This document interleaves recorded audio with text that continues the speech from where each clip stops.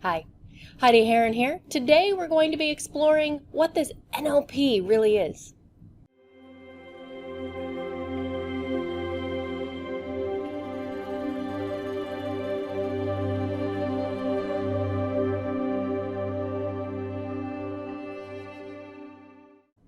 So often I get asked, what is NLP? And if I just say neuro-linguistic programming, people oftentimes look at me with the eyes glazed over kind of thing. So I wanted to share with you today my definition of NLP and how I utilize it in different aspects of my life and helping other people in theirs. My definition of NLP is this.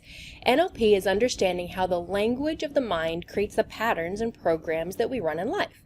You see, we've got programs or patterns for everything: how we fall in love, how we fall asleep, how we get motivated, depressed, anxious, excited, awake, alive, how we brush our teeth. Everything we've got a pattern for. And the unconscious mind is filled with various codes that create those patterns or programs in our life. So NLP, neuro-linguistic programming, is looking at the neurology, but that's not just the brain. It's every cell, every chemical, every fiber, every atom. Did you know that everything that you think about, that you respond to, that you hear, you taste, you touch, you smell, creates a chemical reaction?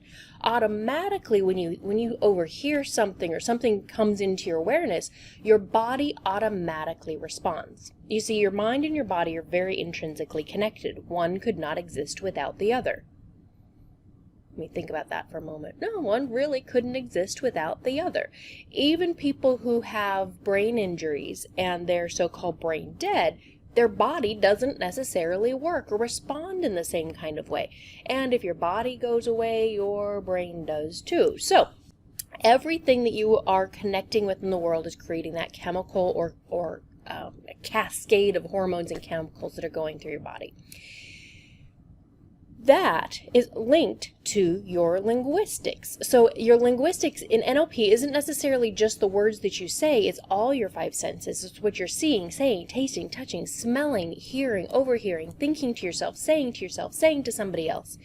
So all of those senses go into the linguistic aspect of NLP. Now, we do look at things like body language and nonverbals, but not in the same way that you might read in a book or see on a video that says if your arms are crossed, that means you're closed. Because it might not mean that at all. It might mean you're cold or you're comfortable, or you're trying to hide your watch, or you're just sitting that way.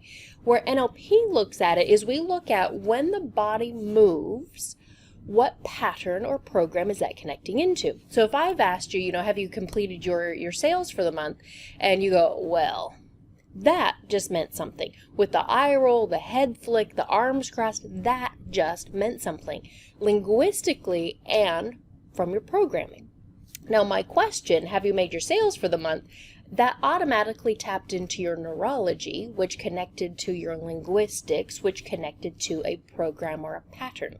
So a program or a pattern has to do with what you do in your life. That is how you say something. It's the beliefs you have, the concepts you have, the capabilities, your identity, your values, your programs or your meta programs, which are the programs beyond your programs.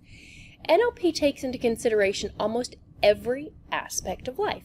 Because if you've got a pattern or a program in your life that's working well, we can enhance it, amp it, multiply it into different aspects of life. Take for example, if you are confident at work, but not necessarily so much in social situations, we could actually map across the unconscious programming that you use at work into your social situations. Therefore, when somebody says, look, I have social anxiety, but at work I'm fine, I'm like, great, let's tap into how you're doing it at work and tap it into your social life. Now, Dr. Google isn't always right.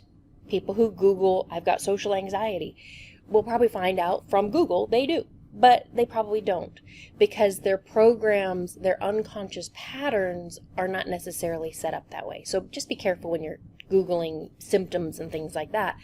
But that being said, even if you Google a symptom or Google something, or you identify something's going on with you emotionally, behaviorally, health-wise, psychologically, you probably have a program for it or a pattern for it, so we can actually create the change for it. So again, my definition of NLP is understanding how the language of the mind creates the programs that we run in life. When we know that, we can enhance what's working well. We can change what's not working well by tapping into that programming and altering it at an unconscious level. I'm sure I'll talk about that in another video.